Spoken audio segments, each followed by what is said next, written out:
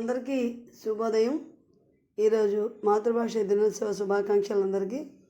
ఈ సందర్భంగా నేను రాసిన ఒక శీర్ష పద్యాన్ని, అటవల్లి పద్యాన్ని పాడి వినిపిస్తాను.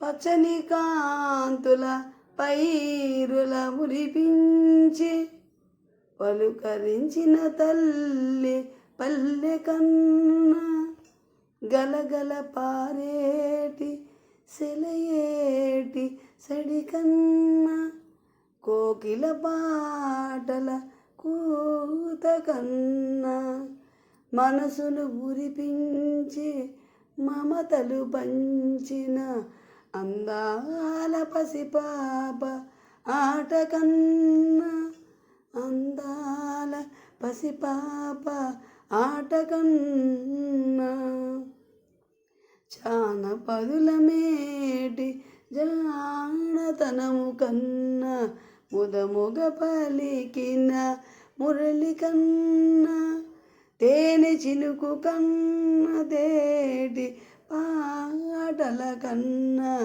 సన్నజాజి వీరుల సౌరు కన్నా, పిల్లగాలి పంచు పల్లెల కన్నను మధురమైన భాష మాతృభాష, మధురమైన భాష మాతృభాష.